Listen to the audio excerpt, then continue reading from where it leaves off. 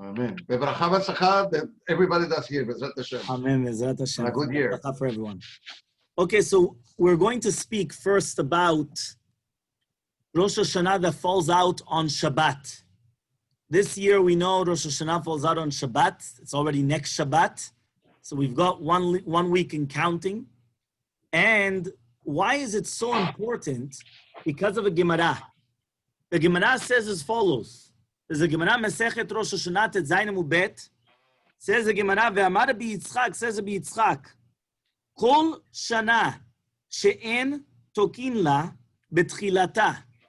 Any year where you do not do Tkiyat Shofar at the beginning, Mere'in La Besofa.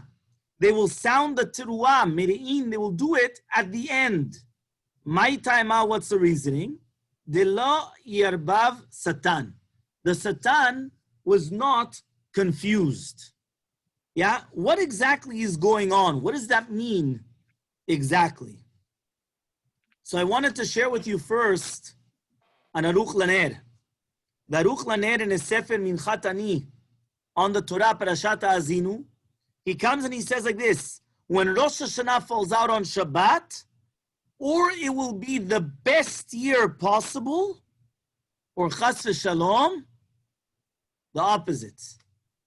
Yeah, Chas v'Shalom. Bezrat Hashem is going to be the best year possible. Bezrat Hashem.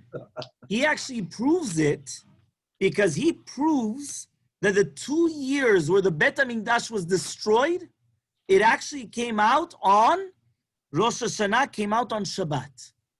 So the 2 years of destruction of the Bet HaMikdash, that was when Rosh Hashanah fell out on Shabbat. But on the other hand, the flip side, the good years, he said the year we were forgiven for the Egel, the golden calf, Rosh Hashanah came out on Shabbat. The year which was Hakamat HaMishkan, when we placed the Mishkan. And when we came into the land of Israel, when we came into Eretz Yisrael, all those three happened when Rosh Hashanah came out on Shabbat. So therefore he comes and he says a mashal, a beautiful parable. And the mashal to illustrate it is he says, imagine right now, a minister, he gets very upset, right? There was a minister that the king got very upset at him. And the king was going to kill him. So what happens? What happens is that his wife comes to his defense. She also works for the king. And therefore she comes and she tells the king, Your Highness, I understand that my husband, obviously he did something wrong, but if you're going to get rid of him, yeah, I won't be able to fulfill my duties. How am I going to do my duties without my husband? So therefore the king went and he said, you know what? Okay, fine. I'm going to forgive him. And that's exactly what happened. He forgives him.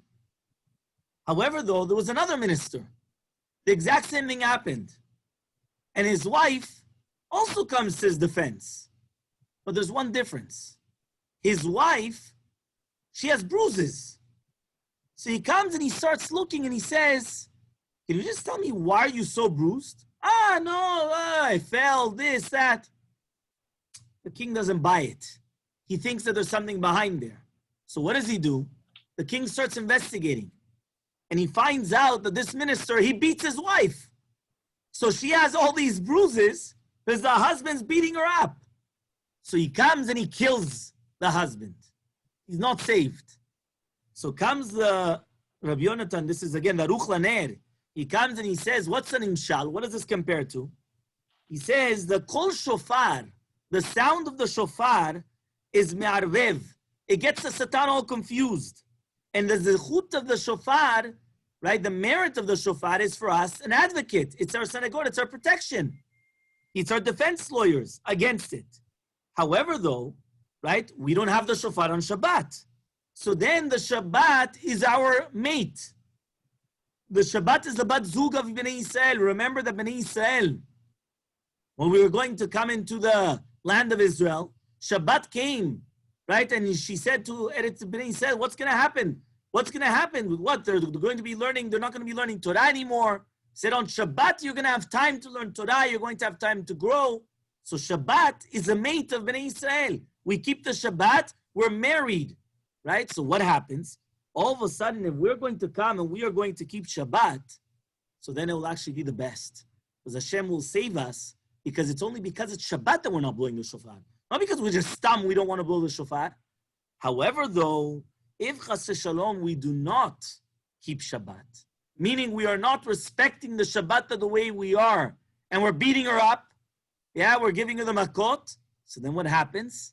So then what happens is chas shalom, it's not the best year. It's the exact opposite of that. Now, before going into the different segulot, what does this mean exactly? So the Mishnat Rabbi Aaron says, as follows. He asks a very famous question, which I'm sure you're trying to think, if somebody wants to do a mitzvah, and let's say something happened that they weren't able to do it. They wanted to do a favor for someone, they wanted to do a mitzvah, and then they were force majeure. Something happened, they were honest. Something happened that they weren't able to do the mitzvah. Is it counted as if they did a mitzvah or not? So, you're going to answer, for sure.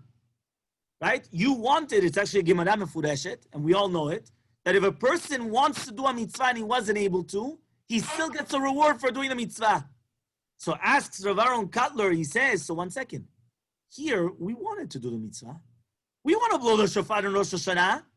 It's only because we're honest. We're not allowed to. The rabbis decreed we're not allowed to blow shofar. That's it. Sof pasuk. There's nothing more to talk about. It's the end of the deal. That's it. So now why are we going to get the reward as if that we did it? So comes Rav Aaron Kotler and he says an incredible yisod. He says, no. He says, you know why? It could be we get the reward for the mitzvah, but there's a difference. Here, there's a segula of the shofar. The shofar has a certain impact on a human being. That segula we don't have. It might be we are considered we did a mitzvah. Yeah, we did a mitzvah. We're going to be counted. It's an extra mitzvah. However, though, the entire concept, though, of that all of a sudden we're going to come and we're going to be considered that we have the segula of the shofar, as the Gemara says in Masechet Rosh Hashana, there also Kavav, right, 26a, the Gemara there says, when we blow the shofar, it's like the Kohen Gadol going lifnai velifnim, inside of the Holy of Holies. Meaning when we're coming and doing the Tkiyat Shofar, it's not just a very simple, that's it. Tkiyat Shofar is mamash, we're going in front, we're going like b'yechud, we're going like secluding ourselves with the Kadosh Baruch Hu. It's not that's it. So what happens is that's why, according to the Aruch LaNer, it comes out beautifully. Why? It's either going to be the best year or chas v'shalom the other. Now, the other way I understand, but how could it be the best year? What does that mean exactly? Why would it be the best year? So he comes and the Siftei Chaim, the Friedlander, comes and he explains like this. He says, what is the truah exactly? The truah is that really be'emet, what are we supposed to do? We're trying to confuse the Satan. And when we're going to try to confuse the Satan, right, the Satan gets all, confused. He hears the shofar, he thinks it's the Mashiach coming, because that's the Tekah b'shofar gadol. He thinks the Mashiach, and all of a sudden he doesn't know what to do. So he gets all confused. He says, what? The Mashiach's coming, we know that he's going to be slaughtered then. Yeah, so that's it. He's done. So he gets all confused and he's going to stop. He's not going to do anything. The question is, he says, if the entire Yesod is, that we have to come and we have to confuse the Satan, so it comes out that on this Shabbat Rosh Hashana, we have to come and we have to actually do more teshuvah. Because when we do teshuvah shlema, that in itself will come and also, right, confuse the Satan. So come Chachamim and they say, but really be'emet, it's actually a little bit different. And really be'emet, we have to say like this. What is the reason why we don't have shofar? Why don't we have shofar? What is the reason? What is the reason of what, sorry? We don't have shofar on Rosh Hashana, Shabbat. To carry. Very good. The Gemara says, maybe you're going to carry it 4 amot in the Reshut Rabim, right, in the public domain, and then you're going to start blowing it. You're going to take it to someone to teach you. We're going to ask the following question. What happens if you actually did do that? Yeah, you actually took it on Shabbat. You chayav chatat? Do you get the death penalty? Do you have to bring a korban chatat, a sin offering? What happens exactly? Yeah? The Gemara says, there's a Mishnah in Sukkah, Mem Aleph Amud Bet, Ta'a b'dvar mitzvah upatur. You made a mistake, but you were doing a mitzvah. The fact that you were doing a mitzvah, you're exempt. So you're not going to get a death penalty, and you don't get a chatat. You don't bring a sin offering. So now the question that we ask ourselves is, so why did the rabbis make such a decree? What are the rabbis trying to do here? And now listen very, very carefully. You know what's going on? Something incredible. The yesod is that Rashi says, what is the reason why we're being marvev the Satan? Rashi says here, I'm going to quote you Rashi. Rashi says, Shelo yastin, that he's not going to accuse us. Kishishma Yisrael mechabevin et ad mitzvot. When he hears the Bnei Yisrael are mechabev the mitzvot, we make precious the mitzvot, mistatmin devarav. He starts fumbling. He can't talk. He loses his speech. He doesn't know what to say anymore. What does that mean? When we are not going to blow the shofar in Rosh Hashana, we are taking the biggest risk of our lives. What are we doing? Ultimately, we have Rabbi Yitzchak. Chas v'shalom, if we're not going to come and we're not going to blow the shofar, chas v'shalom, it could be not the brightest of years. So what are we doing then? We are mechabev the mitzvot. We're making precious the mitzvah. Which mitzvah? Of Chachamim. That the rabbis came and they said that because of some suspicion, and even if you would have done it, it wouldn't have been the end of the world. It wouldn't have been as if, say, the biggest Chilul Shabbat, that you desecrated the Shabbat. But the fact that we are going to make precious the mitzvot and take the chance. What's the chance? The chance that Chas Shalom, it's not going to be a good year. That in itself is going to be Me'arbev the Satan. That will be Me'arbev. That will make the Satan, he doesn't know what to do anymore. Why? Because when we come and we do Lifnim Mishurat Adin, when we go above and beyond the letter of the law, then HaKadosh Baruch Hu does above and beyond the letter of the law for us in return. He reciprocates. And therefore what happens?